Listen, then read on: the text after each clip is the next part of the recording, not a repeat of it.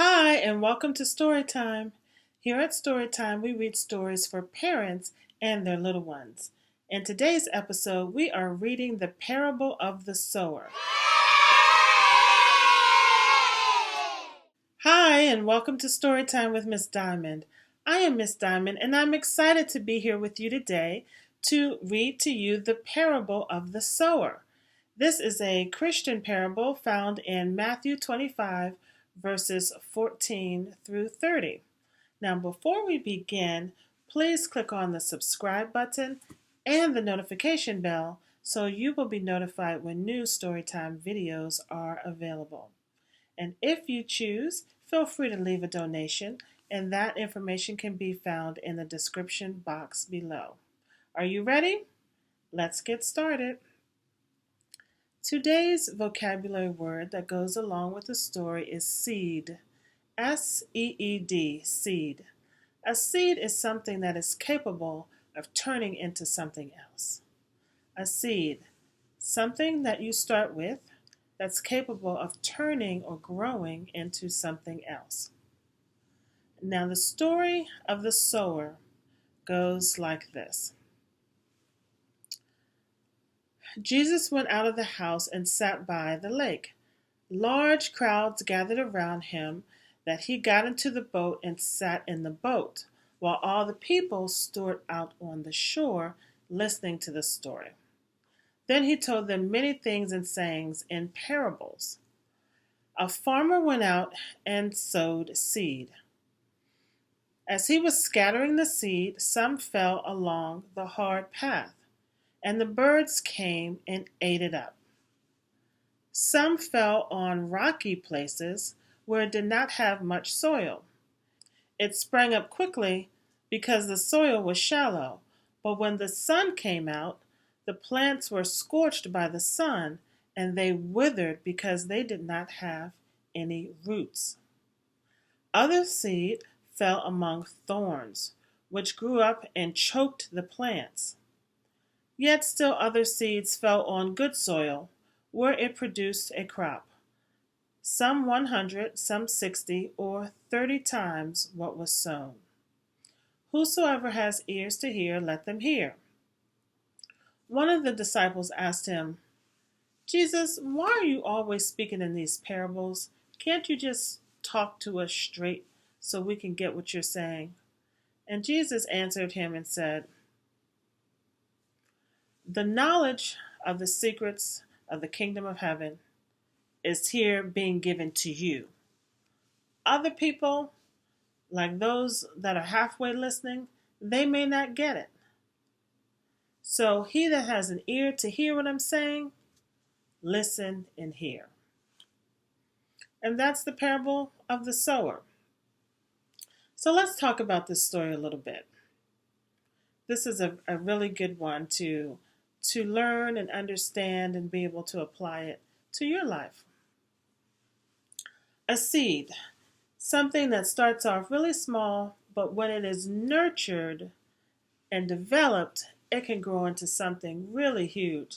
Sometimes 10 times, 20 times. Its yield can be up to 1,000 or more times greater than that little seed that was sown.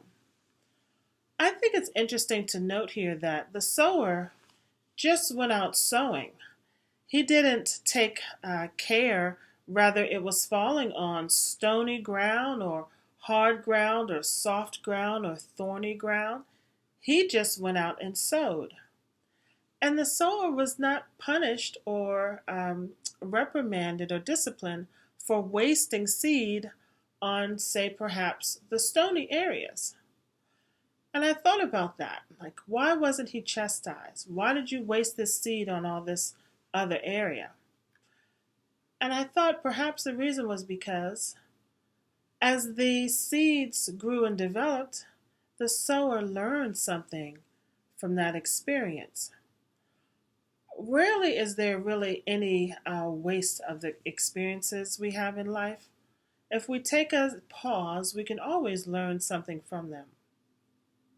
So when the sower threw and scattered some seeds along the hard path, and then the birds came up and ate those, what did she learn from that?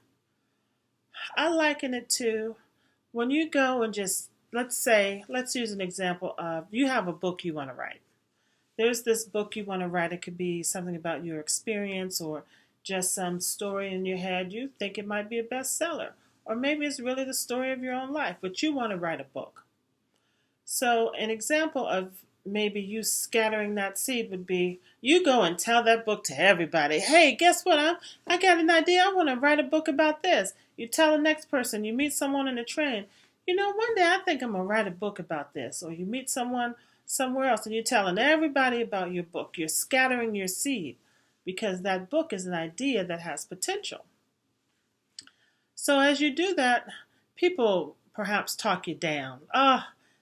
There's so many books written on that. Why in the world would you write about that? That doesn't make any sense. Or someone else may say, oh, I already know somebody who just wrote a book on that last year. Your book wouldn't sell because that market is already saturated. Or they just may be naysayers. Or other people may say, yeah, I was going to write a book on that. I've already started. It may beat you to it. You never know. That might be the meaning of sowing your seed on a hard path, and other people, which would be symbolized by the birds, just come and eat or take away that seed from you. And then it says, some fell on rocky places which did not have much soil. So there was just a little bit of soil. So they started to grow, but because there was just a little bit of soil, once it hit the rock, the sun came out. It didn't have enough roots to sustain the seed or the new plant, and then those died as well. So what might that be in our lives? You know, when we start out on something and perhaps we're just running off of our own enthusiasm. Oh, I got this great book idea. Yeah, it's going to be the bomb and it's going to be a bestseller. But when the sun comes out, and I liken the sun to the light, maybe somebody starts asking some deep questions. Well, how long is this book? Who's your book audience? Maybe you submit this book to some sort of competition for book ideas. And it's in your category, it's the right genre, and you're going to submit your ideas before a panel for this book. And they start asking you some tough questions. Who's your audience for this book? Have you done your research? What makes you think this type of book is going to be a bestseller right now?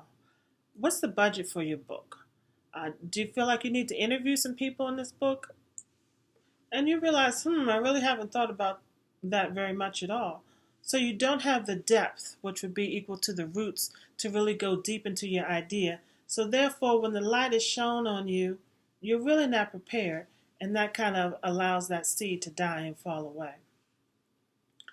And then it says there are other seeds that fell among the thorns, which did grow, but the thorny bushes suffocated and overtook the plant that you had sown.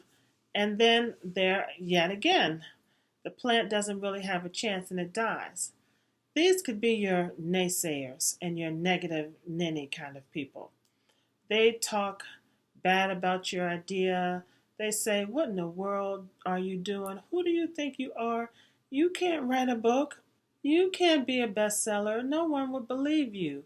You don't have any credibility. You haven't gone to university. You haven't trained in this area. And they're just putting their thorns in you, and you're feeling worse and worse about yourself, and your confidence is fading fast. And before you know it, the book you wrote, you don't have the confidence or the courage to move forward because they have pricked you so badly with those thorns, and you don't have the confidence to overcome that. That dream just dies. That might be an example of the thorns. But then the last example says, still other seed fell on good soil where it produced a crop. Maybe 100 times, maybe 60 or 30 times what was sown. And that would be the example where you have an idea, you nurture that idea, you keep it to yourself, perhaps except for a few mentors or supporters, that can help encourage your dream and help grow your dream. You've asked yourself some tough questions about what is this really going to take? Do I have the time? Do I have the knowledge? Do I have the dedication to see this book all the way to publishing? Am I dedicated to this? And when you have answered all of those questions, you're able to move forward with that seed of an idea of a book and move it all the way through to publishing and have a published book. And perhaps, who knows, maybe 30 people will buy it, maybe 60, maybe 100. You never know. But that would be an example of a seed that's sown into good soil, that's well prepared. Now let's talk about good soil. Good soil may mean you have actually taken the time to make it good soil. Because where it's easy to just throw and scatter seed, maybe you want to find out what type of soil is best for this seed to grow in. Do I need to add some phosphate to it? Do I need to add some lime to it? Is there too much clay in this soil? Do I need to add some Miracle-Gro? What can I do to nurture this? Am I giving it sufficient time? What kind of investment might it need? Investment of my time, investment of my resources. Perhaps you take the time to really till and create the soil or the atmosphere that is needed for your seed to succeed. Then you know you have a much better chance of that seed bearing fruit. You know, I would be like the person in the boat who said, "Why are you always talking to us in parables? Can you just be straight and clear with it?" And you know, it kind of reminds me of that saying is don't throw your pearls to swine, meaning don't take something you have that's valuable and throw it to someone who totally doesn't appreciate it, who's just going to trample on it. Jesus spoke to them in parables because he realized this knowledge is not for everyone. Why wouldn't it be for everyone? Wouldn't this benefit everyone? Yes, it would, but not everyone's ready to receive it. You have to be at a certain place in your life where you're going to take the information and do something with it. And there are so many people who are not going to do anything with their seed, anything with their talent, anything with their idea. They're just not there.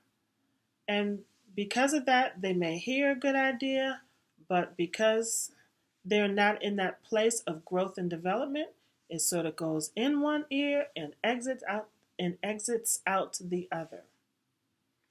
So this information is here for everybody, but for those who inquire, for those who take time to till the soil, for those who take time to look within and question themselves, and those who have the discipline to keep this safe and nurtured until the right time or to share with the right people.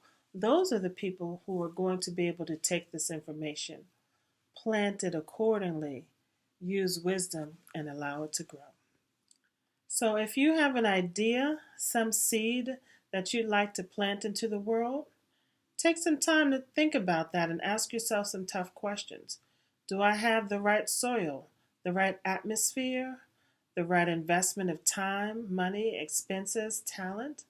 Do I have the right support around me so that as I want to develop this idea, I have some trustworthy people that I can share it with who I know won't come and pluck my seed away from me or who won't come and poke me with thorns?